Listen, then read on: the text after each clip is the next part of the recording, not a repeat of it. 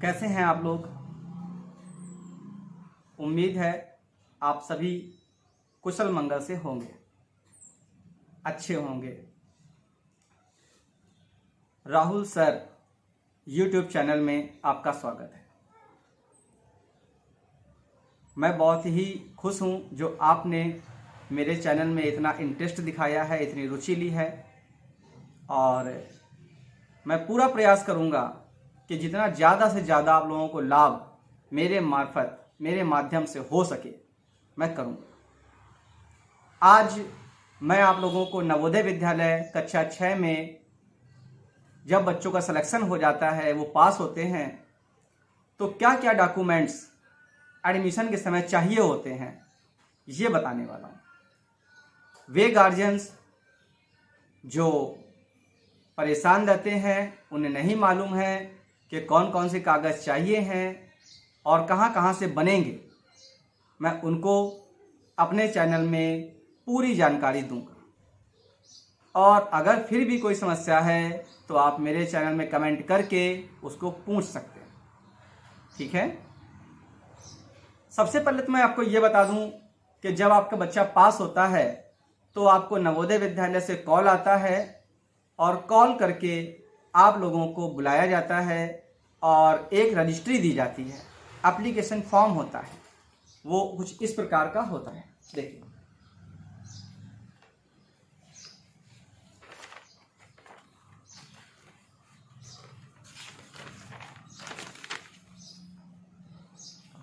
ठीक है, तो ये आपको कागज वहां से मिलता है और आपसे कहा जाता है कि इसको भर के कंप्लीट करके लाइए और जो डॉक्यूमेंट्स जरूरी हैं वो भी बनवा के लाइए।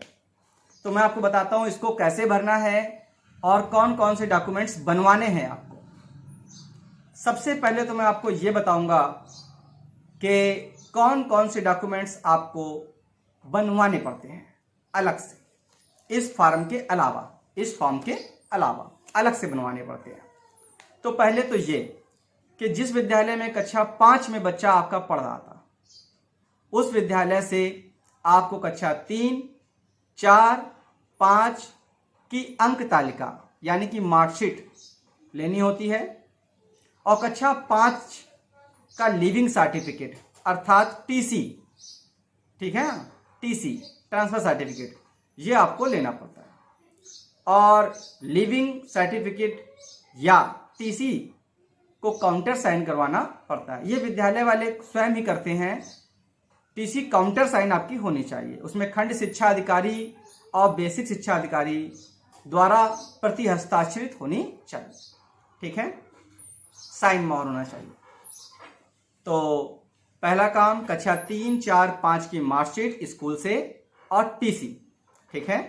इसके बाद स्कूल से ही एक शपथ पत्र बनता है यदि बच्चा ग्रामीण क्षेत्र का है, तो विद्यालय वाले एक एफिडेविट बना करके देते हैं, शपथ पत्र अपने लेटर पैड में बना करके देते हैं कि वे बच्चे को जानते हैं, भली भांति बच्चा मेरे विद्यालय में पढ़ता है, फला फला डेट ऑफ बर्थ है उसकी, ठीक है, और विद्यालय उनका ग्रामीण क्षेत्र में स्थित है, इससे संबंधित जानकारियां देते हैं।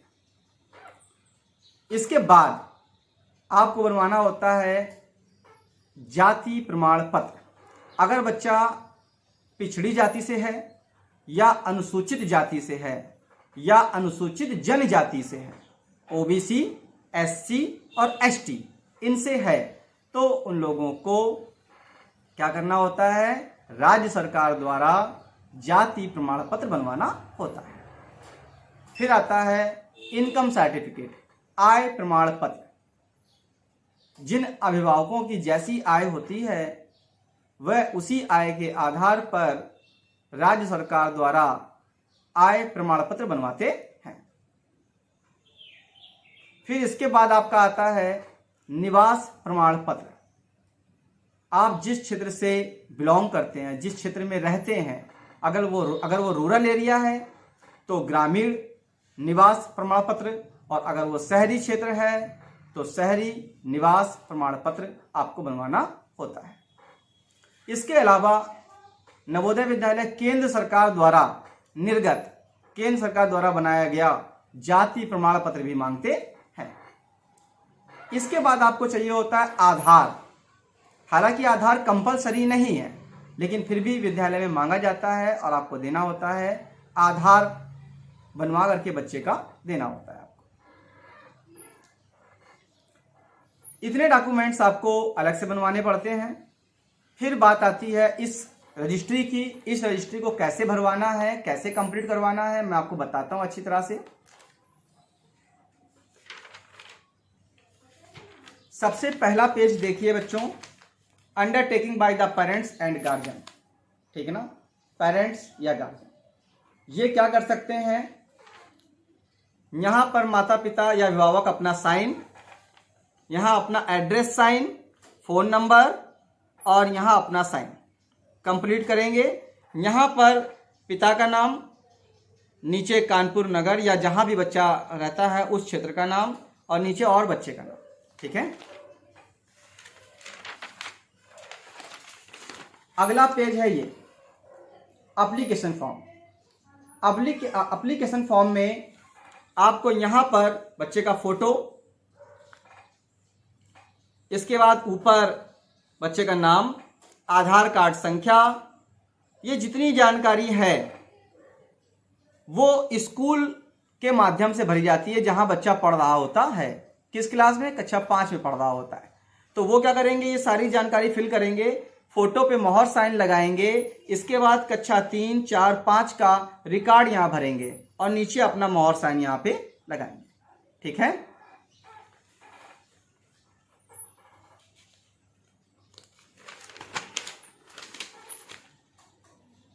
इसके बाद सर्टिफिकेट देखिए, ये सर्टिफिकेट स्कूल द्वारा, ये भी विद्यालय के जो हेड मास्टर होते हैं, जो प्रिंसिपल होते हैं, वो इस कागज को फिलअप करते हैं। यहाँ अपना नाम लिखते हैं, साइन करते हैं, यहाँ पेरेंट्स अपना नाम लिखते हैं।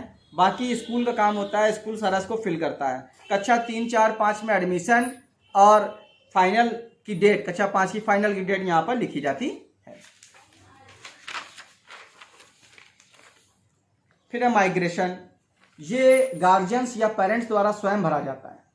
इसको गार्जियन या पेरेंट्स स्वयं भर सकते हैं स्कूल के जो हेड मास्टर हैं उनकी निगरानी में, उनको बता करके, दिखा करके, ताकि गलत ना होने पाए, ठीक है ना। या वह स्वयं भरने में सक्षम है तो स्वयं ही भर सकते हैं। यहाँ पर पिता का नाम, बच्चे का नाम, शहर और यहाँ पर अपना एड्रेस, पूरा एड्रेस पिन कोड सहित।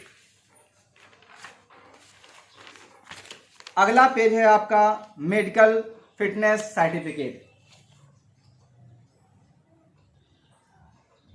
ठीक है।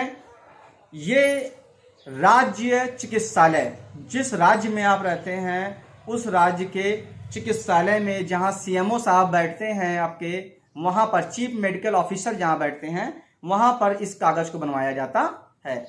इस कागज में सीएमओ साहब आपके बच्चे की हाइट, आई साइट, ब्लड, इन सब चीज़ों की जांच करते हैं, एज देखते हैं और फिर उसको प्रतिहस्ताक्षरित कर देते हैं, यानी कि सिग्नेचर करते हैं उस पर अपने, ठीक है। यहाँ बच्चों की फोटो लगानी होती है।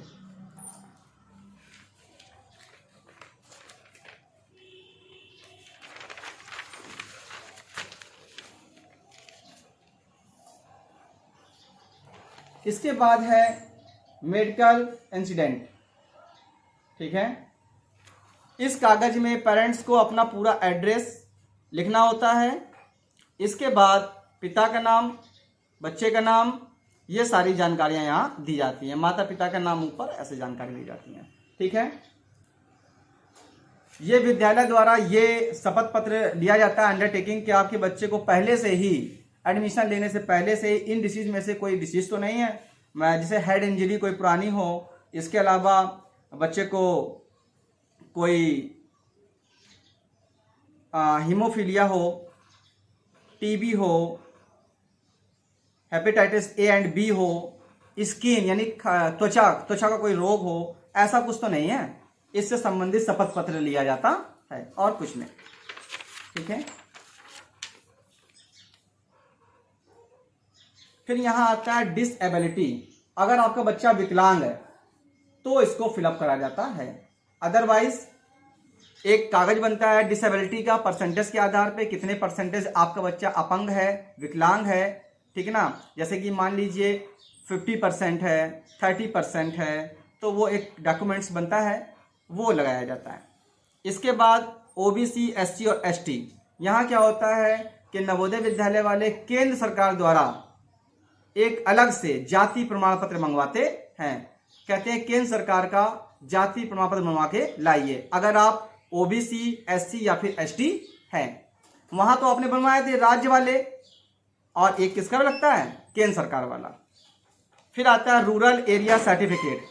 रूरल एरिया सर्टिफिकेट में क्या होता है कि यहाँ पर पेरेंट्स को अपनी जानकारी लिखनी होती है, फिर इनको आपके क्षेत्र के लेखपाल, संबंधित लेखपाल इस कागज को क्या करते हैं, अटैच्ड करते हैं, ठीक है ना। इस पे अपनी आख्या लिखते हैं कि यह व्यक्ति फला फला गांव में रहते हैं और इनको हम भली भांति जानते हैं। और यह आख्या किसके लिए लिखी जाती है, एसडीएम साहब के लिए। यहां पर आपको आख्या लिखवानी होती है, ठीक है।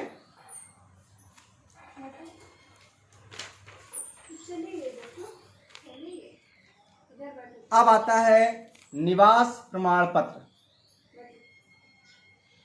ये निवास प्रमाण पत्र पेरेंट्स को स्कूल के हेडमास्टर की सहायता से भर देना होता है। अगर वे नहीं हैं तो कोई भी जिनको आप अच्छी तरह से जानते हैं कि वह ये काम कर सकते हैं, आप उनकी सहायता से इसको भरवा सकते हैं, ठीक है।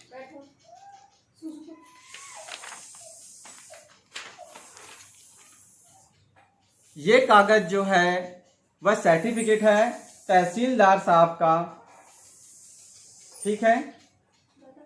इसमें तहसीलदार क्या करते हैं, अपनी मोहर साइन लगाते हैं। क्या करते हैं, अपनी मोहर साइन लगाते हैं।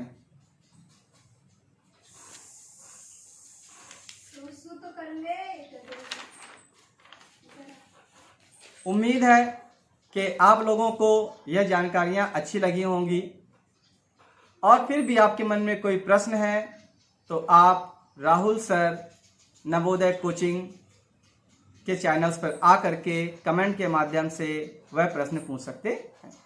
हम आपको पूरी कोशिश करेंगे कि संतुष्ट कर सकें, ठीक है। थैंक यू, बहुत बहुत धन्यवाद। आपने मुझे थोड़ा अपना समय दिया, बहुत बहुत धन्यवाद।